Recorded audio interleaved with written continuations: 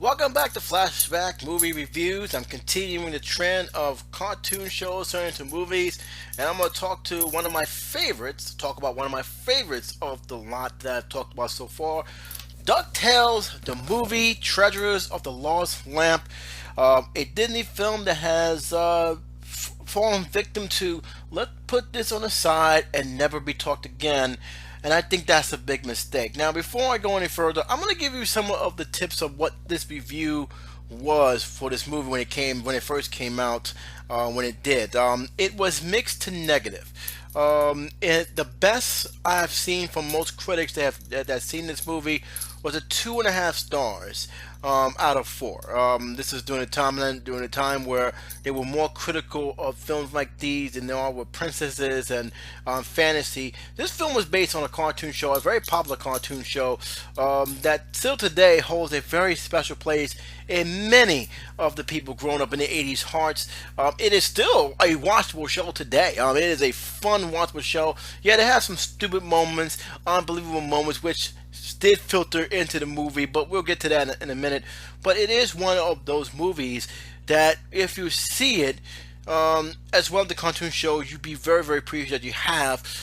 This is also, I want to make a very quick disclaimer here, not for what I'm saying, but what many people think about this film. In theater-wise, this was the only movie that came out in theaters. However, DuckTales has not one, but 3 movies on their belt. So the 2 made for TV specials.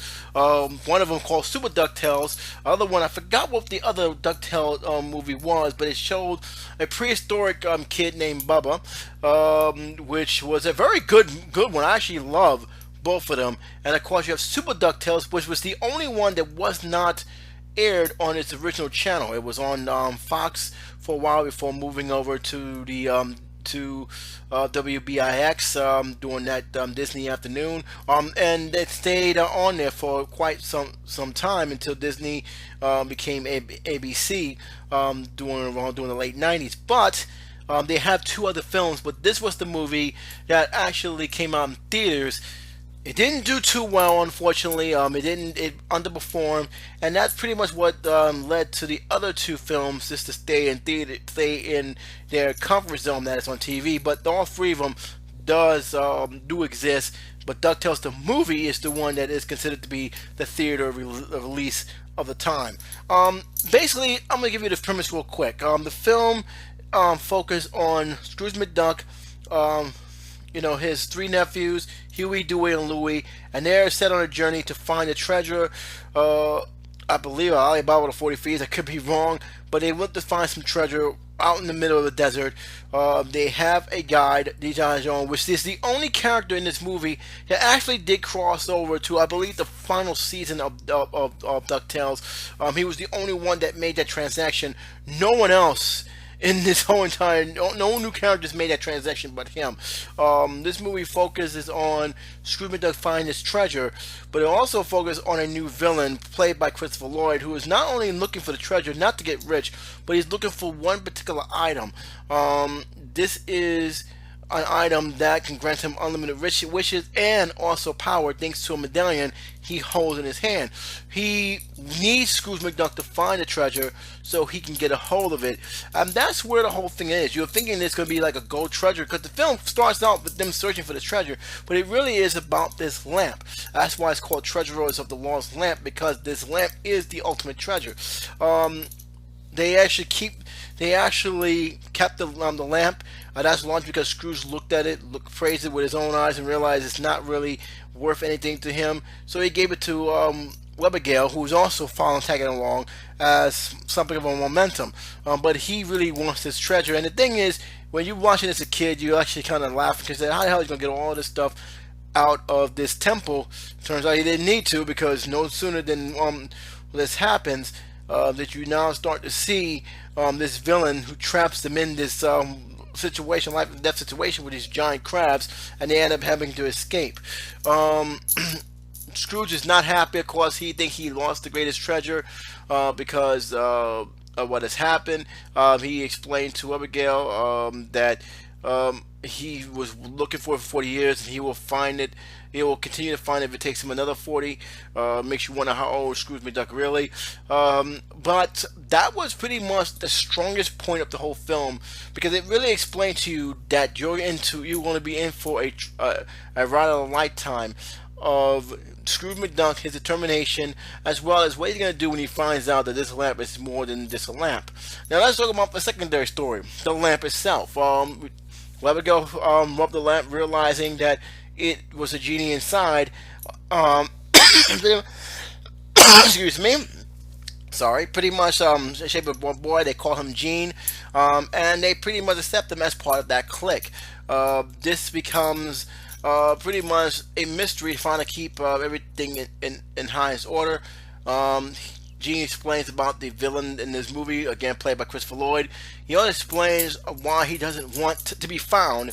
But again, the kids didn't know how to control the powers, and soon enough, Scrooge McDuck, who thought it was a friend of his nephew's, turns out to be the genie, and he takes the lamp, of course, being greedy, and the other part because it can give him more power, and just trying to find the treasure, which he did wish, and he got the treasure from there.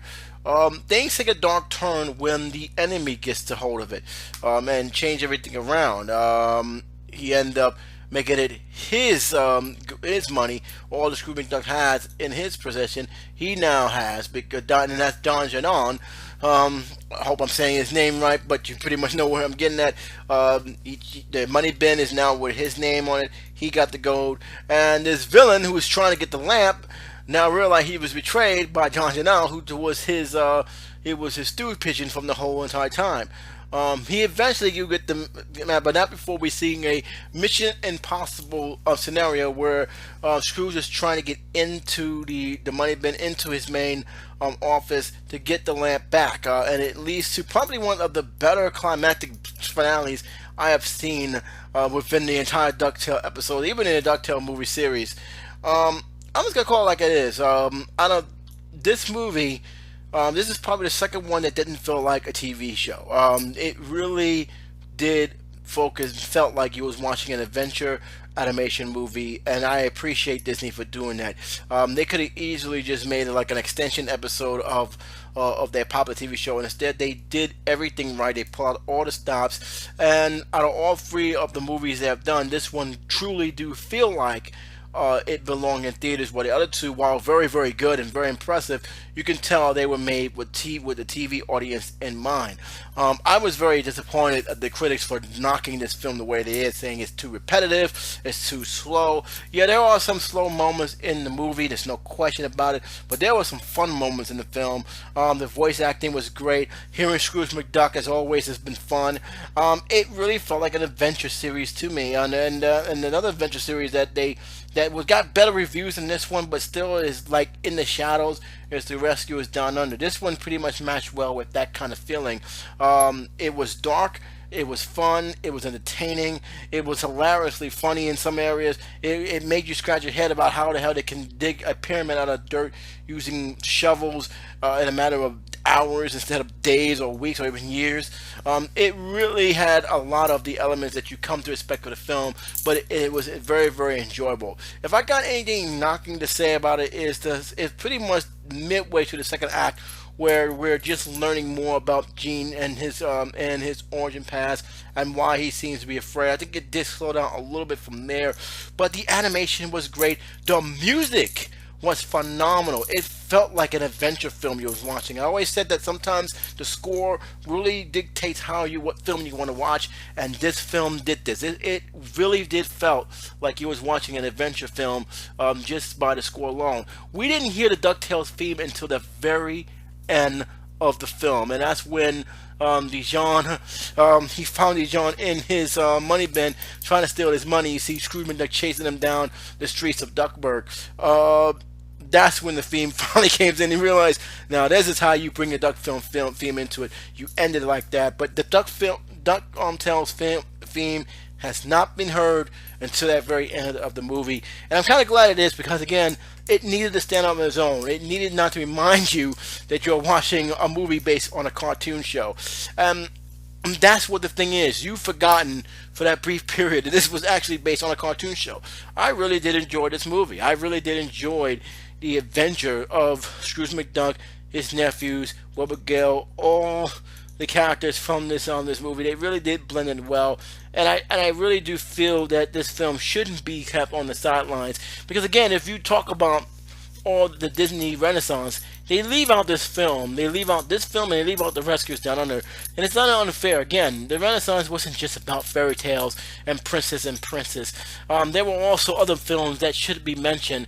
But again, it also falls at a time that a lot of these movies got that bad stigma of it was based on a TV series. And if it's based on a TV series, it can't be that good. Well, this is the one film that actually stuck out the most as being, hey, it was maybe based on a TV series, but it's not a bad TV series, and this is not a bad movie. On a scale of 1 to 4, I'm giving it 3 stars. Again, it's not a 4-star movie, but it's definitely not a 2.5-star film. This was a fun, entertaining film that I enjoyed watching. I watched this film about 5 times in theaters. That's how much fun I had with this movie. I never had so much fun watching a film during that age of 14 than this movie. This film really, I was really enjoyed about it. I didn't regret seeing it. My only upsetting mood about it is that it really didn't do well in the box office, and the critics, I think, was more harsh with them back then than they should be. In fact, I'm pretty sure if this film came out now, the rating of this film would be a lot better than the 2.5-star rating that they've gotten. But then again, 2.5 stars ain't that bad. It's not bad, but could have been better scenario. I felt this film was just what it needs to do, and then some to get that 3 stars. What do you think about this film? Did you like it? Didn't like it? Let me know in the comment section below. Until next time, this is Jason saying take care, be safe, and I'll talk to you soon. Bye bye.